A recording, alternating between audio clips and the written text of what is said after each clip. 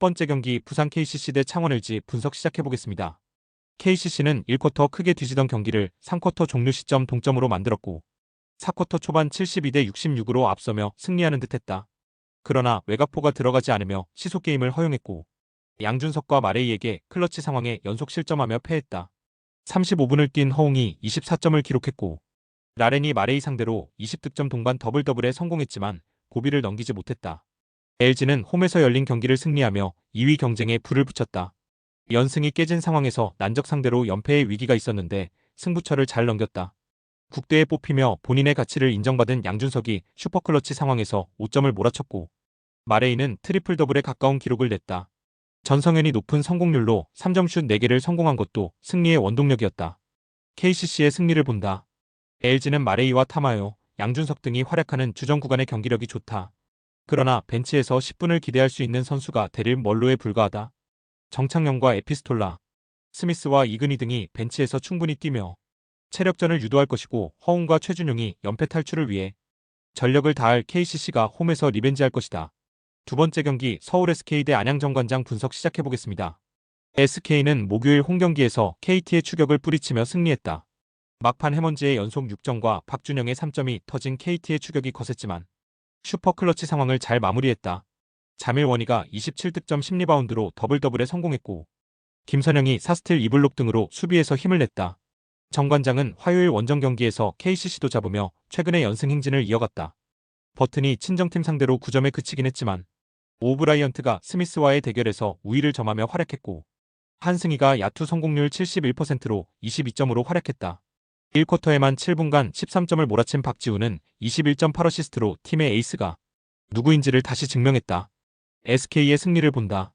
버튼과 오브라이언트가 가세한 이후 정관장의 경기력이 올라온 것은 맞다. 또 박지훈의 최근 페이스도 상당히 좋다. 그러나 그들의 매치업이 원희와 김선영이라는 점을 감안해야 한다. 수비 리바운드 단속을 해줄 원희 외에도 안영준이 있고 메인 매치업에서 우위를 점할 SK가 승리할 것이다. 세 번째 경기 KT 손익붐 대 원주 DB 분석 시작해보겠습니다. KT는 지난 목요일 원정 경기에서 SK에 패했다. 경기 내내 원포제션과 투포제션을 오가는 접전이 이어졌는데 4쿼터 중반 연속 실점한 게 컸다. 해먼지가 원희를 매치업으로 맞아서도 23점 11리바운드로 역할을 해줬고 허운이 어시스트 10개 포함 더블더블에 성공했는데 얕은 안주가 있었다. DB는 지난주 일요일 원정 경기에서 손호에 패했다. 풀타임 가깝게 소화하며 3점슛 7개 포함 29점으로 맹활약한 이관희를 앞세워 후반 대추격전에 나서며 2점 차까지 추격했는데 알바노의 돌파가 파울이 불리지 않으며 패했다. 강상재와 오누아쿠가 나란히 리바운드 12개를 잡아내며 골밑 대결에서 우위를 점했지만 이용우와 정효근을 제외한 벤치의 득점이 나오지 않았다. KT의 승리를 본다. DB는 풀 개런티 계약을 한 오누아쿠 리스크가 계속 이어지고 있다. 좋은 피지컬을 보유했음에도 골밑보다는 탑에서 컨트롤 타워 역할을 원하기에 높이의 우위를 살리지 못하고 있다. 하윤기와 박준영 등이 강상재와 정효근 상대로 리바운드에서 밀리지 않을 것이고 해먼지가 오누아쿠를 공략할 KT가 승리할 것이다. 네 번째 경기 KB스타즈 대 신한은행 분석 시작해보겠습니다. KB는 승리하면 단독 4위로 치고 갈 수 있었던 하나은행 원정에서 패했다. 풀타임 가깝게 소화한 보렌들러 허예은이 11.5어시스트를 기록했고 아커 포워드인 나가타 모에가 트리플 더블에 육박하는 기록을 냈지만 강희슬의 외곽포가 터지지 않았고 골밑의 열세가 아쉬웠다. 신한은행은 지난 월요일 원정 경기에서 우리은행에 패했다. 김단비를 앞세운 우리은행 상대로 4쿼터 초반 동점을 만들었지만 김단비의 질주를 제어하지 못했다. 루키 포워드 홍유순이 16.8리바운드를 기록하며 활약했지만 다른 선수들이 부진했고 특히 신지연이 시도한 2점슛 시도 10개를 모두 놓친 것이 컸다. 그로 인해 KB와의 4위 경쟁에서 앞서지 못했기에 이 경기를 반드시 잡아야 하는 상황이다. 신한은행의 승리를 본다. KB가 홈에서 강점을 보이는 건 사실이지만 송윤아와 김민정 등 빅맨 자원들의 경기력 기복이 크다. 타니무라 리카와 홍유순, 최희샘 등이 프론트코트 자원으로 나서는 신한 상대로 페인트존 득점의 열세가 유력하다. 홍유순과 최희샘 등 사이즈와 수비력을 겸비한 선수들이 강희슬이 야투 성공률을 떨어뜨릴 신한이 승리할 것이다. 다섯 번째 경기 현대캐피탈 대 한국전력 분석 시작해보겠습니다. 현캐는 KB 원정을 패하며 길게 이어온 연승 행진이 끝났다. 허수봉이 50%가 넘는 성공률로 14점을 기록했지만 공수 모두 풀리지 않은 경기였다. 강점인 블로킹과 서브에서도 상대에 밀린 것이 컸다.